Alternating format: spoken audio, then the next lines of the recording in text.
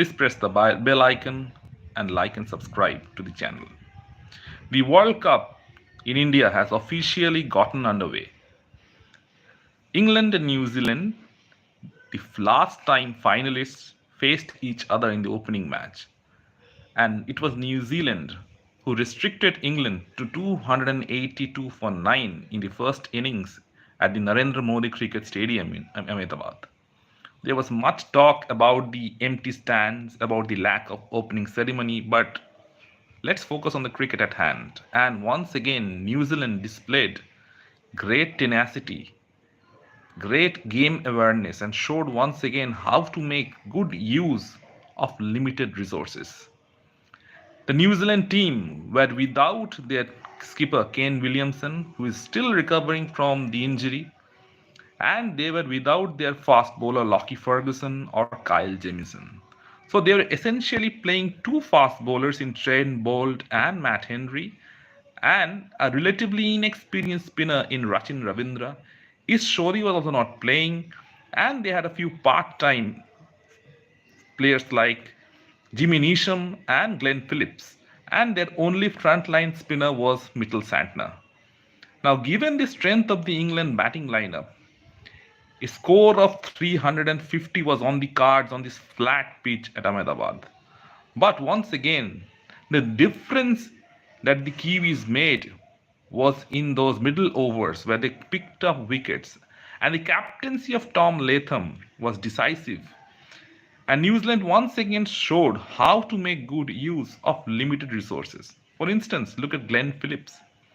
He bowled 3 overs and picked up two vital wickets of Moeen Ali and the most crucial wicket of Joe Root, which pegged back the England total to under 300.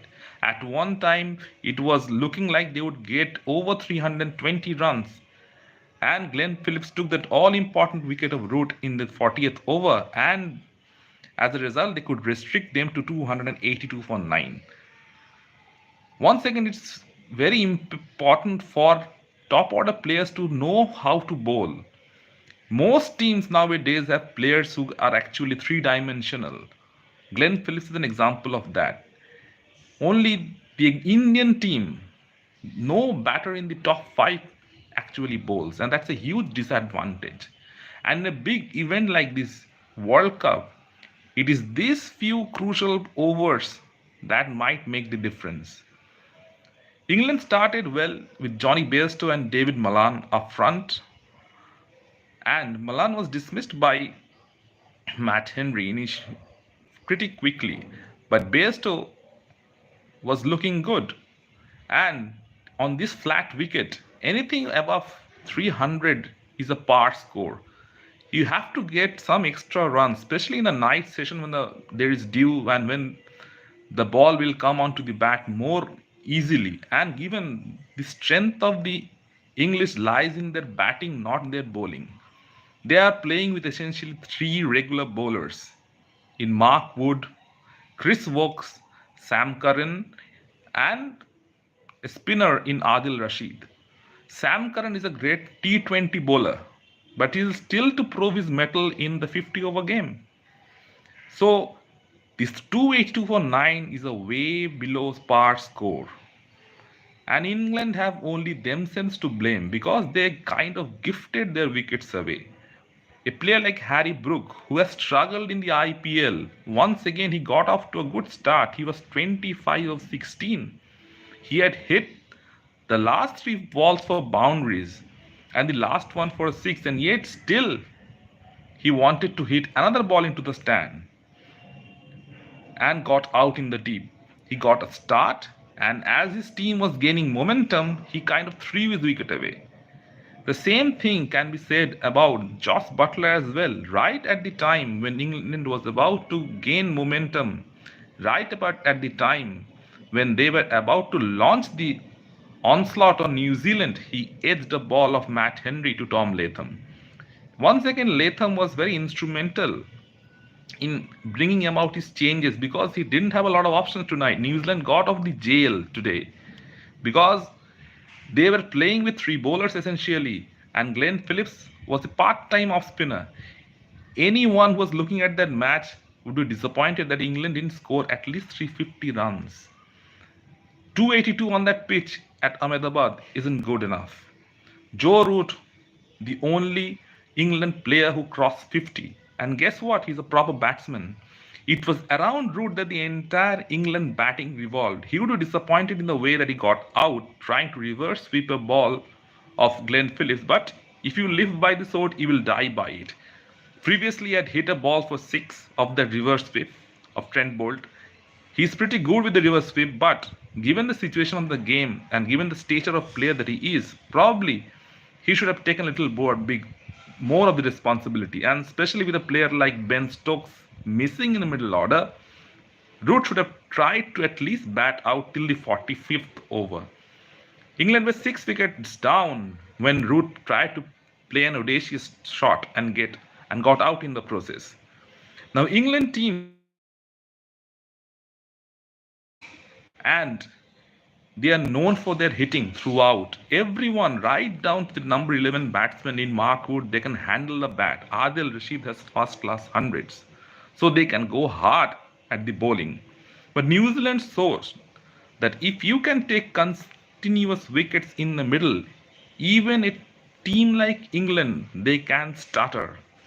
Now New Zealand actually led the blueprint on how to play England in this World Cup, especially in the middle overs. Whenever the ball is slow, England will struggle. They have stroke players.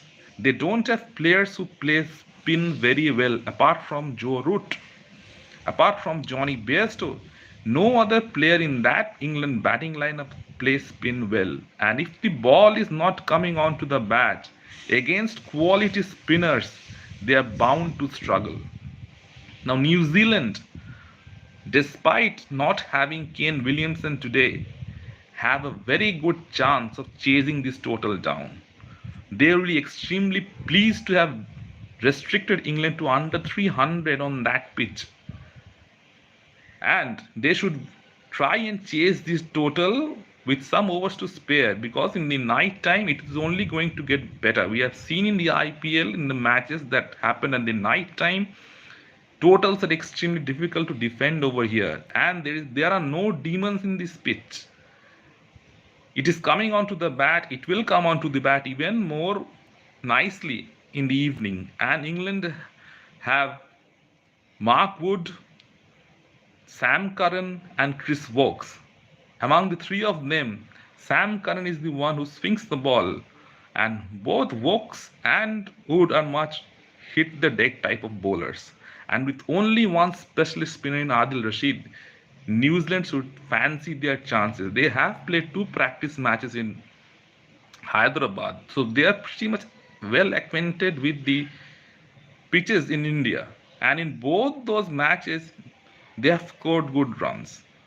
In their match against Pakistan, they posted over 350 runs. And New Zealand's players have had experience like Devon Conway of playing in the IPL. So this wouldn't be a total that they shouldn't fancy their chances. Until and unless England do something remarkable with the ball, we might very well see the Kiwis begin their World Cup campaign with a victory. Let me know in the comment section what you feel, and if you like the content, please like, share and subscribe to the channel.